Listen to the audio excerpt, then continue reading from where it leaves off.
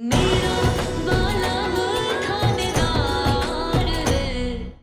आइए, आई जरा पैर संभालिए, अब आराम से। कंवर साहब ने खाना सारा बना लिया, कम से कम परोसने तो दीजिए ना तो हमारे सही को। जरा बैठिए।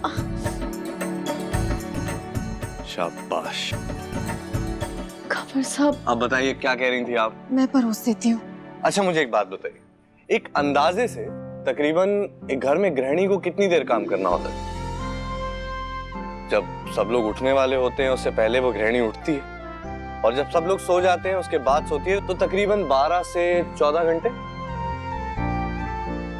और अगर बाई चांस घर में कोई तीज त्योहार हो, फेस्टिवल, या कोई बीमार पड़ जाए या नया साल हो, तो फिर उस गृहिणी का काम डबल हो जाता है और बाकियों को छुट्टी मिल जाती है। इसके बावजूद उस गृहिणी को ना सैलरी मिलती है, ना छुट्टी मिलती है, ना सरकारी मुआवजा, ना गवर्नमेंट से कोई छूट।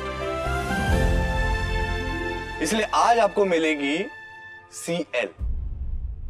CL समझती हैं आप? CL का मतलब समझते हैं आप लोग? CL का मतलब है कंपल्सरी लीव।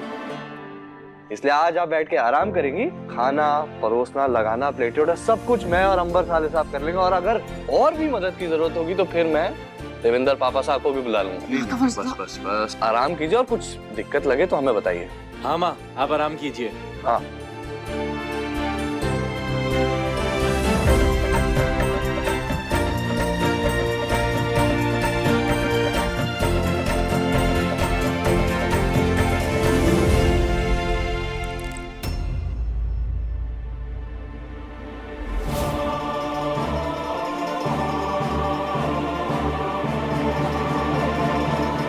अरे पापा आइए ना, खाना। खेल सप्पी की था तू यहाँ पांव पसारे कुर्सी पे आराम फरमा रही है और कवर सा खाना परोस रहे हैं।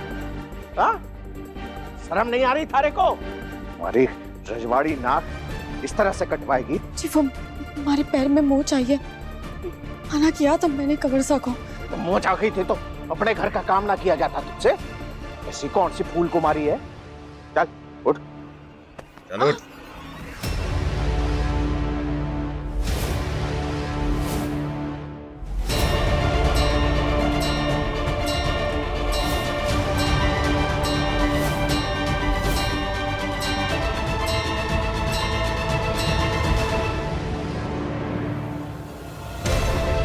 हाथ छोड़िए माँ का। माँ का हाथ छोड़िए पापा।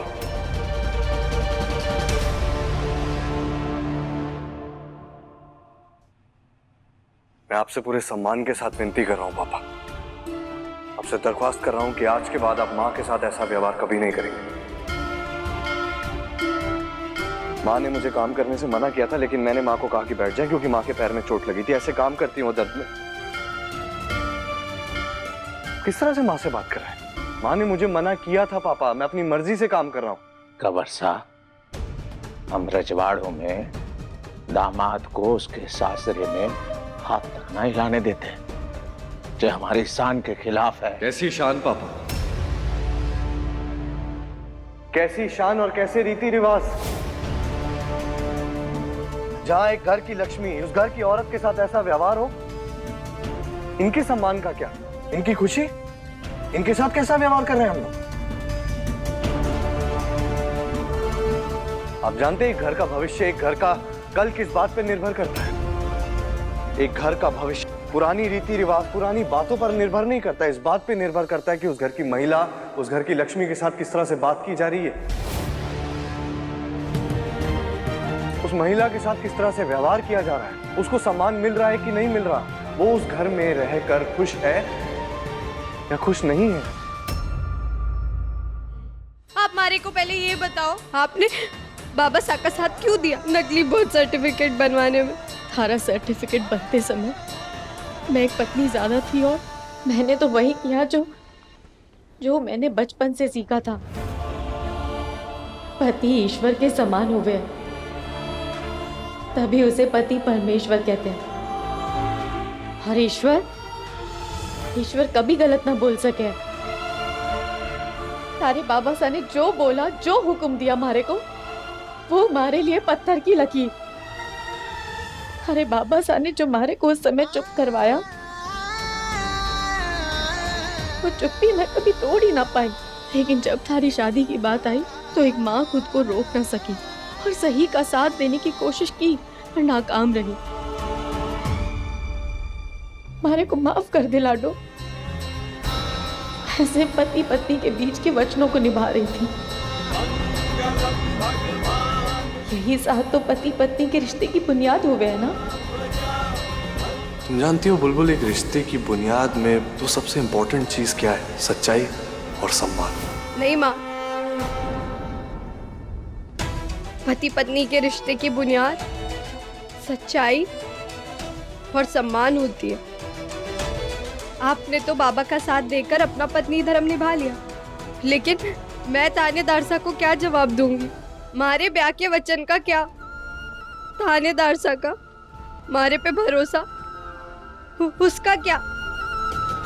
उन्होंने तो सबसे मुश्किल घड़ी में हमारा हाथ थामा था।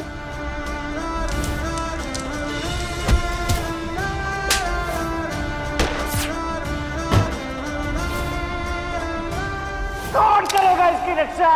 कौन करेगा इस पर शादी? मैं करूंगा। और उन्हें ये तक नहीं पता कि जिस लड़की से उनकी शादी हुई है वो एक नाबालिग है। उन्होंने तो सामूहिक विवाह में नाबालिग लड़कियों का ब्याह रोकने के लिए अपनी जान जोखिम में डाल दी थी। जो आदमी नकली बर्थ सर्टिफिकेट बनवाने वाले लोगों को पकड़ने के लिए अपनी जिंदगी दांव पे लगाता है, उसे ये तक नहीं पता कि उसकी अपनी पत्नी का जन्म प्रमाण पत्र नकली है। आप तो खुद नाबालिग लड़कियों के ब्याह के खिलाफ होना, तो फिर हमारा ब्याह क्यों कराया?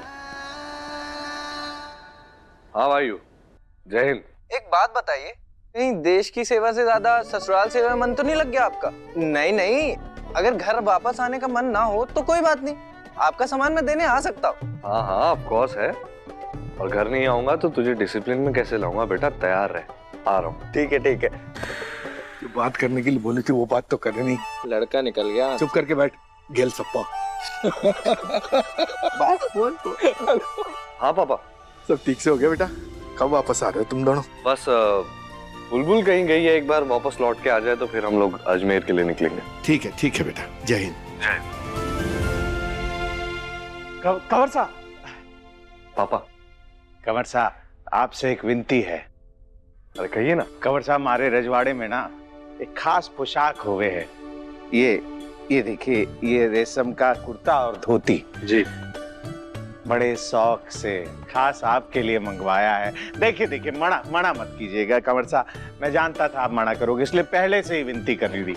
जीजू साहब, मैं आपके लिए पुष्कर से खास मालपुआ लाया हूँ, लीजिए खाइए। अरे पूरा खाइए पूरा। बस अंबर, ज्यादा मीठा खाने की आदत नहीं है, शुक्रिया बस। कंवर साहब को यहाँ से खुश करके नहीं भेजा तो मंगल से हमारा उधार माफ करवाने का ये मौका भी चला जाएगा हाथ से। पापा, बुलबुल कहीं दिखाई नहीं दे रही, बुलबुल कहाँ है? बुलबुल अपनी माँ के साथ गई होगी मंदिर, शायद तैयारी करने। तैयारी किस लिए? अरे कंवर साहब, हमारे यहाँ रीत है ना कि जब भी पग फेरे के लिए बेटी और दामाद आते हैं तो सासरे जाने से पहले उनको हमारे इष्ट देवता के यहाँ ले जाते हैं दर्शन करवाने। आपको भी वहीं ले चलते हैं मंदिर में। चलिए। हाँ। ना, मैं माँ उतारी तो वो मारे जिगर का टुकड़ा है। ये सब कुछ जानते हुए तुम्हारे साथ बुरा करूंगी?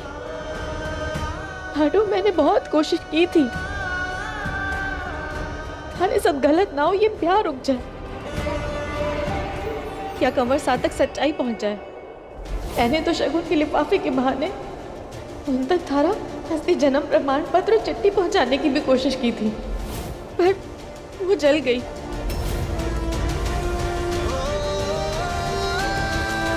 किसी ने मुझे चिट्ठी भेजी।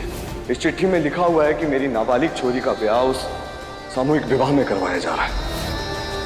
और फिर थारे ब्याह से पहले मैंने ठान लिया था कि मैं सब सच बता दूंगी।